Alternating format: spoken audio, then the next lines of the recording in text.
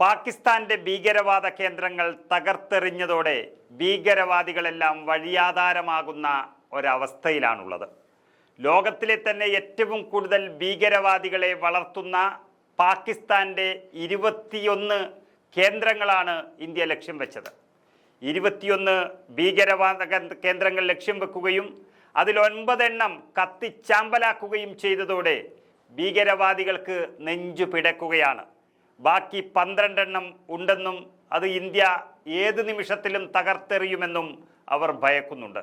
അതോടെ ഇന്ത്യക്കെതിരെ നീങ്ങാൻ ഭീകരവാദികൾ ആഹ്വാനം ചെയ്തു തുടങ്ങി.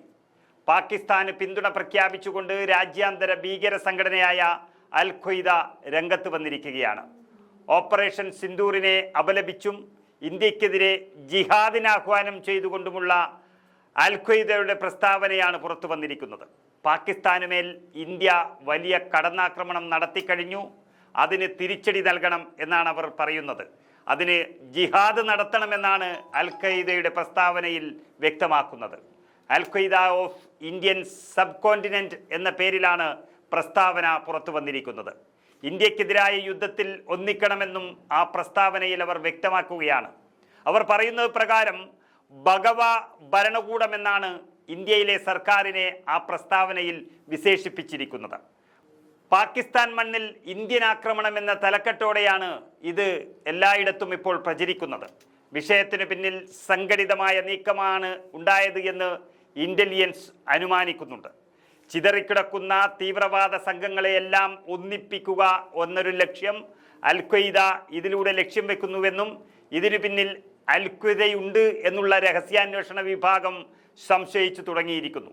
എന്നാൽ എന്ത് സംഘടിതാക്രമണം ഉണ്ടായാലും ഭീകരവാദത്തെ വേരോടെ വലിച്ചെറിഞ്ഞതിന് ശേഷമേ ഇനി ഇന്ത്യ വിശ്രമിക്കുകയുള്ളൂ എന്നതാണ് ഇന്നത്തെ സർവകക്ഷി യോഗത്തിൽ നിന്നും പ്രധാനമന്ത്രിയും പ്രതിപക്ഷ നേതാവും അടക്കമുള്ളവർ വ്യക്തമാക്കുന്നത്. ഇതിവിടെ നിർത്തിയിട്ടില്ല എന്നും ഇന്ത്യ പ്രഖ്യാപിച്ചതോടെ ഓപ്പറേഷൻ സിന്ദൂറിന് 2ാം ഘട്ടമുണ്ടാകുമെന്ന് വ്യക്തമായ സൂചന നൽകിയിരിക്കുകയാണ് കേന്ദ്രം. ആ 2ാം ഘട്ടം വന്നാൽ ഒരൊറ്റ ഭീകരവാദ കേന്ദ്രങ്ങളും ഈ ലോകത്ത് പാകിസ്ഥാന്റെ മണ്ണിൽ ഉണ്ടാകില്ല എന്നുള്ളത് ഏറെക്കുറെ ഉറപ്പാണ്. ഇന്ത്യയുടെ പട്ടികയിലുള്ള 21 ഭീകരവാദ കേന്ദ്രങ്ങളിൽ കഴിഞ്ഞ എണ്ണം ആക്രമിച്ചത് 9 എണ്ണം മാത്രമാണ്. ഭീകരവാദ കേന്ദ്രം മാത്രമല്ല, വേണ്ടി വന്നാൽ പാകിസ്ഥാൻ സൈനിക കേന്ദ്രങ്ങളടക്കം ആക്രമിക്കാൻ മടിക്കില്ല എന്ന് ഇന്ത്യ മുന്നറിയിപ്പ് നൽകി കഴിഞ്ഞു. സാധാരണക്കാരെ ആക്രമിച്ചാൽ തക്കതായ തിരിച്ചടി നൽകാൻ സൈന്യത്തിന് എല്ലാ സ്വാതന്ത്ര്യവും നൽകിക്കഴിഞ്ഞിരിക്കുകയാണ് കേന്ദ്രം. ഇന്ന് പ്രധാനമന്ത്രി നരേന്ദ്രമോദിയുടെ അധ്യക്ഷതയിൽ ചേർന്ന യോഗത്തിലും അത് തന്നെയാണ് ആവർത്തിച്ച് വ്യക്തമാക്കിയത്.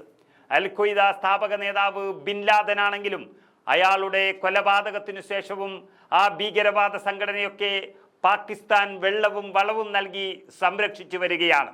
ഇന്ത്യയുടെ ഓപ്പറേഷൻ സിന്ദൂരിലൂടെ എല്ലാം തകർത്തെറിയാൻ ഈ രാജ്യം സജ്ജമായിരിക്കുന്നു എന്ന് മനസ്സിലായതോടെയാണ് ഈ ഭീകരവാദികളെല്ലാം വിറളി പൂണ്ടതും ഇപ്പോൾ ജിഹാദിന് ആഹ്വാനം ചെയ്തതും.